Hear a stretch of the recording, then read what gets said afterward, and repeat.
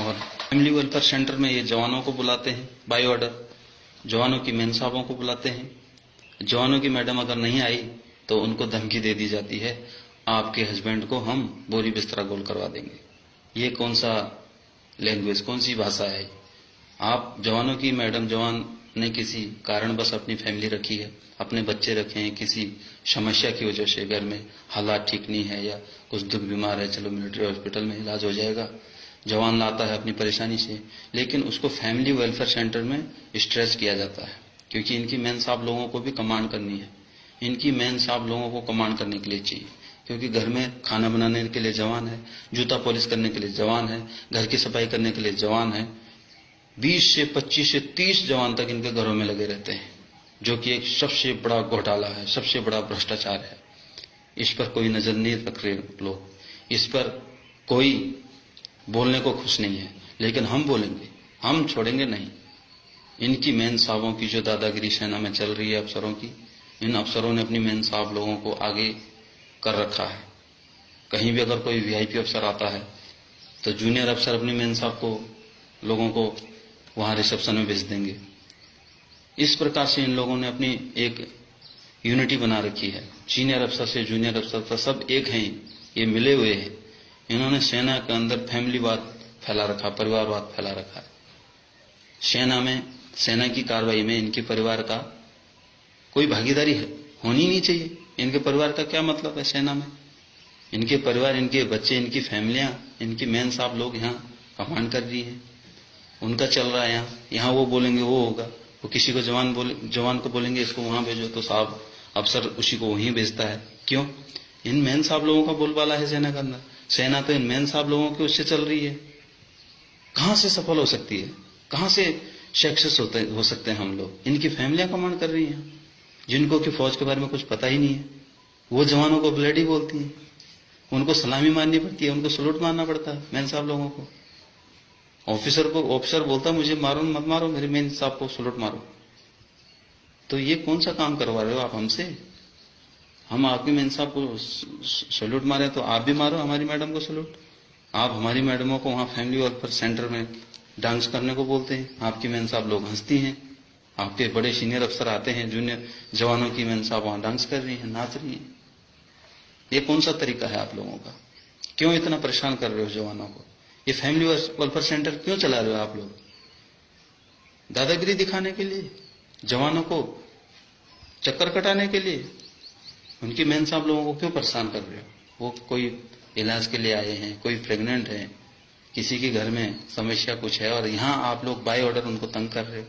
ऑर्डरों में देते हैं, अगर कल फलाने की मैडम वहां पे नहीं आई सिलाई मशीन चलाने के लिए, तो वो बिस्तरा अपना गोल कर लेगा और यहां से चल देगा, यानी उसको तुरंत पोस्टिंग कर दी जाएगी। इनकी फैमिलियों की, इनकी मेन साहब लोगों की ऐसी पावर चल रही है यहाँ पे। जवान को तंग करने का इन लोगों ने, पूरे परिवार ने, अफसर के पूरे परिवारों ने ठेका ले रखा है। इन्होंने अपनी घर की खेती समझ रखा है फौज को। इनकी घर की खेती है फौज।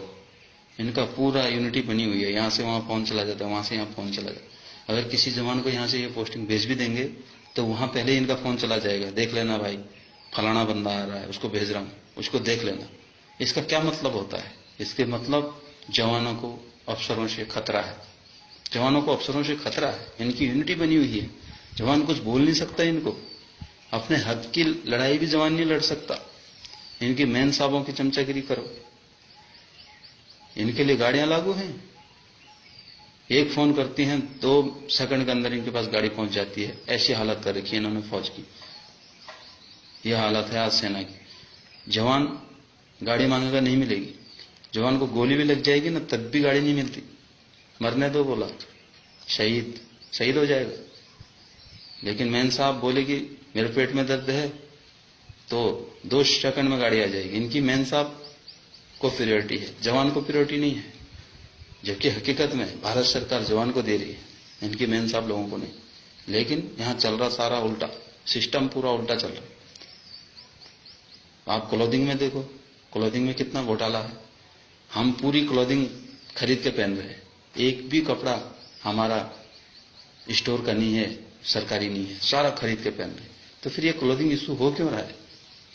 ये घोटाला नहीं है? इसकी जांच नहीं होनी चाहिए? जब हमारे पहनने में वो सामान आ ही नहीं रहा है क्लोथिंग वाला, तो क्यों इशू कर रहे हो?